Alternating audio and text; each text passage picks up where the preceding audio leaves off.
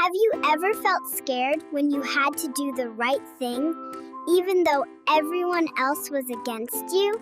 That's exactly what happened to Daniel.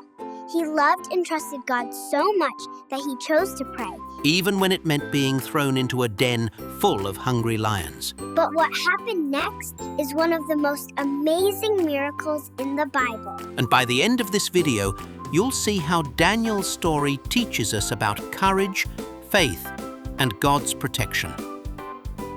Now Daniel was living in Babylon, working under King Darius. The king liked Daniel a lot. In fact, Daniel was so trustworthy and wise that the king planned to put him in charge of the whole kingdom. That's like being the boss of everybody, even the guy who makes camel parking tickets.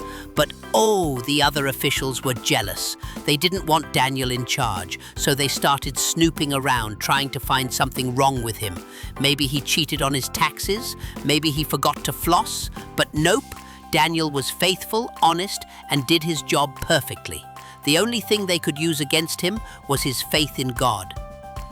Sometimes when you do the right thing, people may get jealous or not like it. Maybe at school you work hard and get good grades, or you're kind when others aren't, and someone gets mad. Like Daniel, don't stop being faithful and honest. Keep doing what pleases God. So the men went to King Darius with a sneaky idea. They said, "Oh, King Darius, you are so wonderful. You should make a law that for 30 days no one can pray to any god or man except you. If they do, they'll be thrown into the lion's den." And King Darius, flattered and maybe a little too proud, signed the law. Once a king's law was written down, it couldn't be changed. Uh-oh. Sometimes rules or pressure from people can make it hard to follow God. Maybe friends tell you, don't pray before lunch, or don't talk about God, it's not cool. But just like Daniel, we must choose God's way, even if it's unpopular. But what did Daniel do? Did he hide? Did he stop praying? Nope. Daniel went home, opened his windows toward Jerusalem, got down on his knees and prayed to God 3 times a day, just like he always had. He didn't let fear stop him. The sneaky men spied on him and caught him praying. "Aha!" they shouted. They hurried to the king. "Daniel is praying to his God." King Darius was heartbroken. He liked Daniel and tried all day to find a way to save him. But the law could not be changed. So finally, the king gave the order. Daniel must be thrown into the lion's den. Daniel could have said, "I'll just skip praying for a while." But he stayed faithful. Sometimes you'll be tempted to hide your faith, like not praying at dinner when friends are over. But courage means obeying God even when it's hard. Daniel was lowered into the den.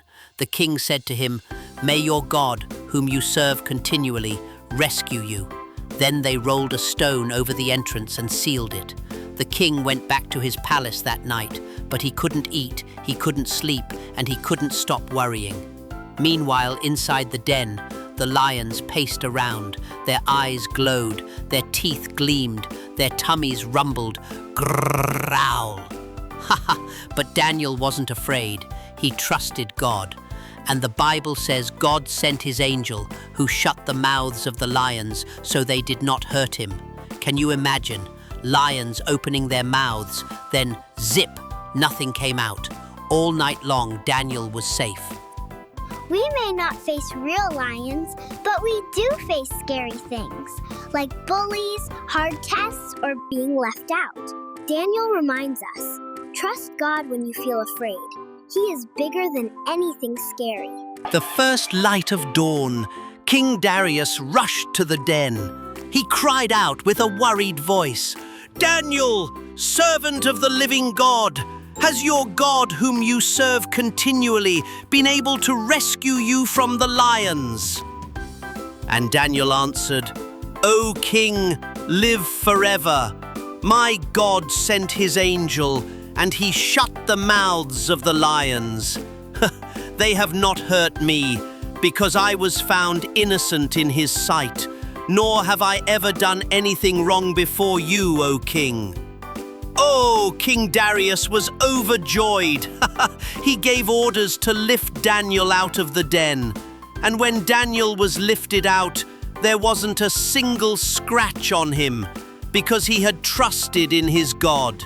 God doesn't always remove the scary situation right away, but He promises to be with us through it. Like Daniel, we can trust him and know he'll take care of us.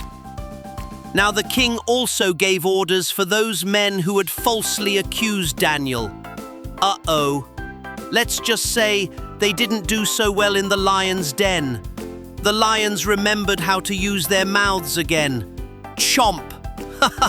After that, King Darius wrote to all the people of the kingdom, "I issue a decree that in every part of my kingdom people must fear and reverence the God of Daniel, for he is the living God, and he endures forever. His kingdom will not be destroyed, his dominion will never end. He rescues and he saves, he performs signs and wonders in the heavens and on the earth. He has rescued Daniel from the power of the lions." Wow, that's straight from the Bible, kids. You can read it in Daniel chapter 6. When we stay faithful, people notice. Daniel's courage made the king and the whole kingdom see how powerful God is. When you stay strong in your faith, your friends, teachers, or family might see God through you too. So what's the big lesson? Daniel stayed faithful to God no matter what. He didn't let fear stop him. He didn't let pressure from others stop him. He trusted that God was bigger than the lions, bigger than the law, and bigger than his fears. And God showed his power by rescuing him. And we, like Daniel, also face our own lions too. Not big furry ones with sharp teeth, but scary moments where it feels hard to do the right thing. Maybe everyone in your class is laughing at someone, and you have to choose whether to join in or stand up for them. Maybe your friends don't want you to pray or talk about God. Or maybe you just feel nervous and afraid about something big. Daniel's story reminds us that even in those moments, God is with us, and He's stronger than anything we face. You can be like Daniel by praying every day, at home, before meals, even in quiet moments at school. You can be brave by standing up for what's right, even if it feels scary. You can trust God by remembering a Bible verse when you feel nervous, like Isaiah 41:10. Do not be afraid, for I am with you. And when you feel like lions are growling around you, whether it's mean kids, big tests, or scary nights, take a deep breath and say, "God, I trust you." And just like Daniel, you will find that God is always with you.